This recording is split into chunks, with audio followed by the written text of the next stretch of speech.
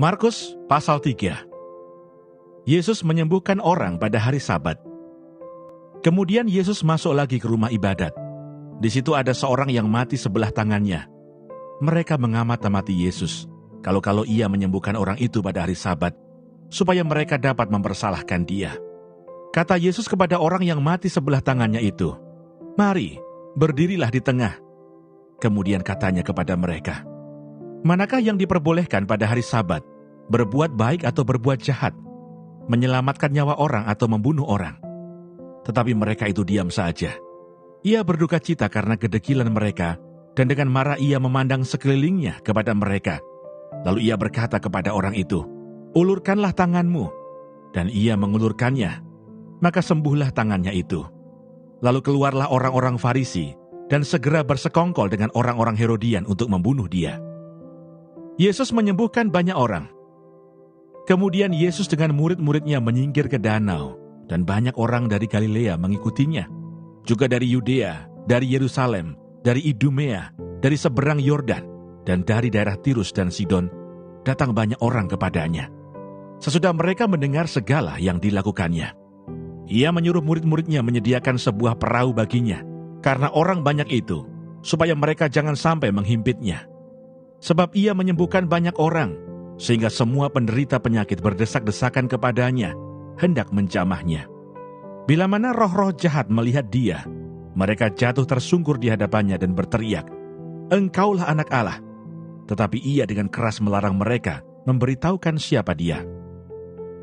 Yesus memanggil ke-12 rasul. Kemudian naiklah Yesus ke atas bukit. Ia memanggil orang-orang yang dikehendakinya, dan mereka pun datang kepadanya. Ia menetapkan 12 orang untuk menyertai dia, dan untuk diutusnya memberitakan Injil, dan diberinya kuasa untuk mengusir setan. Ke-12 orang yang ditetapkan itu ialah Simon yang diberinya nama Petrus, Yakobus anak Zebedeus, dan Yohanes saudara Yakobus, yang keduanya diberinya nama Boanerges, yang berarti anak-anak guru. Selanjutnya Andreas, Filipus, Bartolomeus, Matius, Thomas, Yakobus anak Alfeus, Tadeus, Simon orang Zelot, dan Yudas Iskariot yang mengkhianati dia. Kitab Bilangan. Bilangan pasal 1. Laskar Israel dihitung. Tuhan berfirman kepada Musa di padang gurun Sinai, dalam kemah pertemuan, pada tanggal 1 bulan yang kedua, dalam tahun yang kedua, sesudah mereka keluar dari tanah Mesir.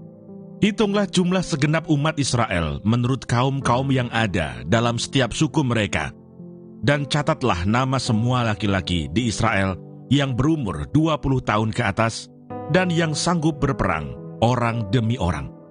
Engkau ini beserta Harun harus mencatat mereka menurut pasukannya masing-masing. Dari tiap-tiap suku harus ada satu orang yang mendampingi kamu, yakni orang yang menjadi kepala dari suku yang diwakilinya itu. Dan inilah nama semua orang yang harus mendampingi kamu. Dari suku Ruben, Elisur bin Shedeur. Dari suku Simeon, Selumiel bin Yuris Yadai. Dari suku Yehuda, Nahason bin Aminadab. Dari suku Isakar, Netanel bin Suar. Dari suku Sebulon, Eliab bin Helon. Dari suku keturunan Yusuf, Elisama bin Amihud dari suku Efraim, dan Gamaliel bin Pedasur dari suku Manasye. Dari suku Benyamin, Abidan bin Gedeoni. Dari suku Dan, Ahieser bin Amishadai. Dari suku Asher, Pagiel bin Okran. Dari suku Gad, Eliasaf bin Rehuel. Dari suku Naftali, Ahira bin Enan. Itulah orang-orang yang dipilih dari umat itu, masing-masing sebagai pemimpin dari suku bapa leluhurnya. Mereka inilah kepala-kepala pasukan Israel. Lalu Musa dan Harun memanggil orang-orang yang tertunjuk namanya itu, dan pada tanggal 1 bulan yang kedua, mereka menyuruh segenap umat berkumpul. Kemudian silsilah orang-orang Israel disusun menurut kaum-kaum yang ada dalam setiap suku mereka, sedang nama-nama mereka yang berumur 20 tahun ke atas dicatat orang demi orang, seperti yang diperintahkan Tuhan kepada Musa. Demikianlah Musa mencatat mereka di padang gurun Sinai. Ketika silsilah Bani Ruben, yaitu keturunan anak sulung Israel, disusun menurut kaum-kaum yang ada dalam suku mereka, maka dicatatlah nama semua laki-laki yang berumur 20 tahun ke atas, semua orang yang sanggup berperang, orang demi orang. Jumlah yang dicatat dari suku Ruben ada 46.500 orang. Ketika silsilah Bani Simeon disusun menurut kaum-kaum yang ada dalam suku mereka, maka dicatatlah nama semua laki-laki yang berumur 20 tahun ke atas, semua orang yang sanggup berperang, orang demi orang. Jumlah yang dicatat dari suku Simeon ada 59.300 orang. Ketika silsilah Bani Gad disusun menurut kaum-kaum yang ada dalam suku mereka, maka dicatatlah nama orang-orang yang berumur 20 tahun ke atas, semua orang yang sanggup berperang. Jumlah yang dicatat dari suku Gad ada 45.650 orang. Ketika silsilah Bani Yehuda disusun menurut kaum-kaum yang ada dalam suku mereka, maka dicatatlah nama orang-orang yang berumur 20 tahun ke atas, semua orang yang sanggup berperang. Jumlah yang dicatat dari suku Yehuda ada 74.600 orang. Ketika silsilah Bani Issakhar disusun menurut kaum-kaum yang ada dalam suku mereka, maka dicatatlah nama orang-orang yang berumur 20 tahun ke atas, semua orang yang sanggup berperang. Jumlah yang dicatat dari suku Issakhar ada 54.400 orang. Ketika silsilah Bani Zebulon disusun menurut kaum-kaum yang ada dalam suku mereka, maka dicatatlah nama orang-orang yang berumur 20 tahun ke atas, semua orang yang sanggup berperang. Jumlah yang dicatat dari suku Zebulon ada 57.400 orang. Mengenai keturunan Yusuf, ketika silsilah Bani Efraim disusun menurut kaum-kaum yang ada dalam suku mereka, maka dicatatlah nama orang-orang yang berumur 20 tahun ke atas, semua orang yang sanggup berperang. Jumlah yang dicatat dari suku Efraim ada 40.500 orang. Dan ketika silsilah Bani Manasye disusun menurut kaum-kaum yang ada dalam suku mereka, maka dicatatlah nama orang-orang yang berumur 20 tahun ke atas, semua orang yang sanggup berperang. Jumlah yang dicatat dari suku Manasye ada 32.200 orang. Ketika silsilah Bani Benyamin disusun menurut kaum-kaum yang ada dalam suku mereka, maka dicatatlah nama orang-orang yang berumur 20 tahun ke atas, semua orang yang sanggup berperang. Jumlah yang dicatat dari suku Benyamin ada 35.400 orang. Ketika silsilah Bani Dan disusun menurut kaum-kaum yang ada dalam suku mereka, maka dicatatlah nama orang-orang yang berumur 20 tahun ke atas, semua orang yang sanggup berperang. Jumlah yang dicatat dari suku Dan ada 62.700 orang. Ketika silsilah Bani Asher disusun menurut kaum-kaum yang ada dalam suku mereka, maka dicatatlah nama orang-orang yang berumur 20 tahun ke atas, semua orang yang sanggup berperang. Jumlah yang dicatat dari suku Asher ada 41.500 orang. Ketika silsilah Bani Naftali disusun menurut kaum-kaum yang ada dalam suku mereka, maka dicatatlah nama orang-orang yang berumur 20 tahun ke atas, semua orang yang sanggup berperang. Jumlah yang dicatat dari suku Naftali ada 53.400 orang. Itulah jumlah orang-orang yang dicatat oleh Musa dengan Harun dan dengan ke-12 pemimpin Israel yang masing-masing mewakili sukunya. Jadi semua orang Israel yang dicatat menurut suku-suku mereka, yaitu orang-orang yang berumur 20 tahun ke atas dan yang sanggup berperang di antara orang Israel, berjumlah 603.550 orang. Tetapi mereka yang menurut suku bapa leluhurnya termasuk orang Lewi, tidak turut dicatat bersama-sama dengan mereka itu. Sebab Tuhan telah berfirman kepada Musa, hanya suku Lewi janganlah kau catat, dan janganlah kau hitung jumlahnya bersama-sama dengan orang Israel. Tetapi tugaskanlah mereka untuk mengawasi kemah suci, tempat hukum Allah dengan segala perabotan dan perlengkapannya. Mereka harus mengangkat kemah suci dengan segala perabotannya, Mereka harus mengurusnya dan harus berkemah di sekelilingnya.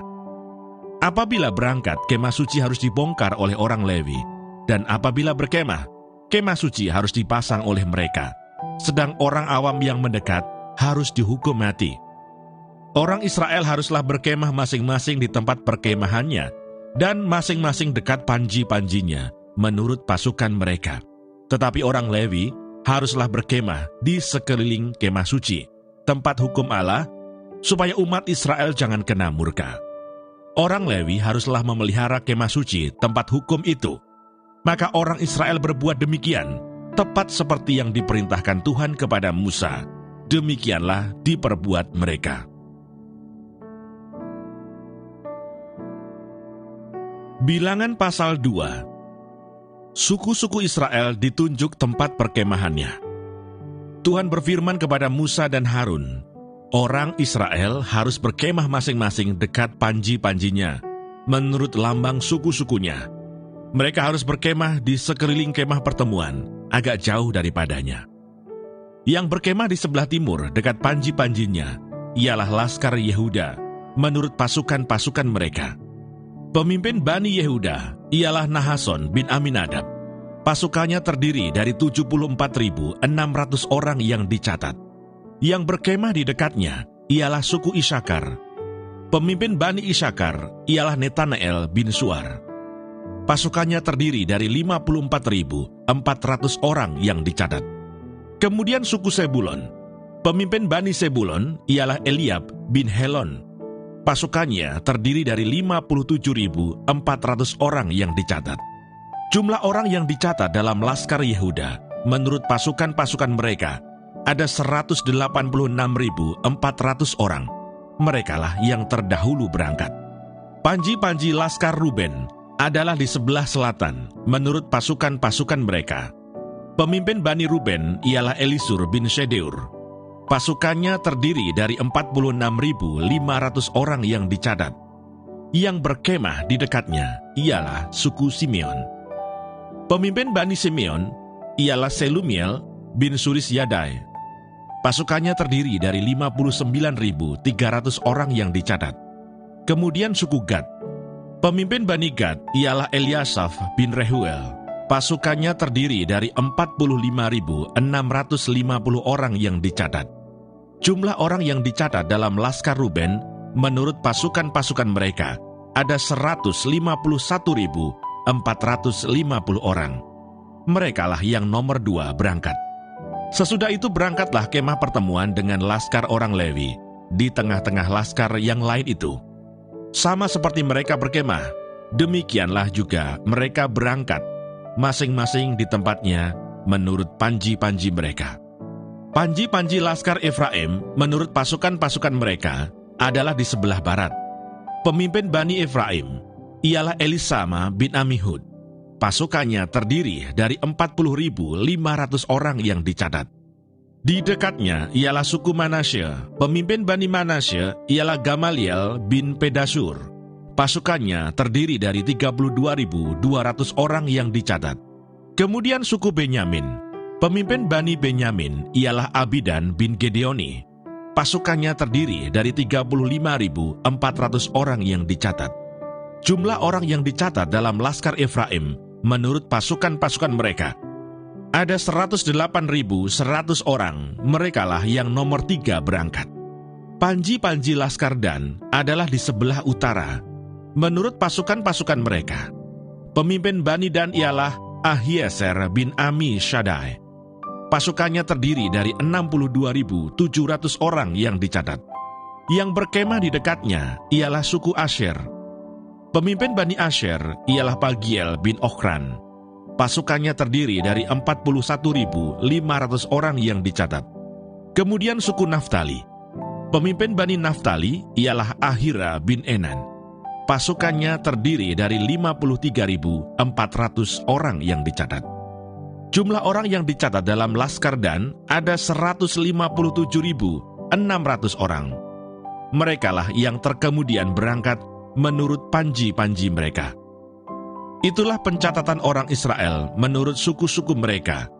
Jumlah orang yang dicatat dalam laskar-laskar dengan pasukan-pasukannya, ada 603.550 orang. Tetapi orang Lewi tidak turut dicatat bersama-sama dengan orang Israel, seperti yang diperintahkan Tuhan kepada Musa. Maka orang Israel berbuat demikian, tepat seperti yang diperintahkan Tuhan kepada Musa. Demikianlah mereka berkemah menurut panji-panji mereka, dan demikianlah mereka berangkat, masing-masing menurut kaumnya dan sukunya. Demikianlah pembacaan firman Tuhan hari ini. Tuhan Yesus memberkati.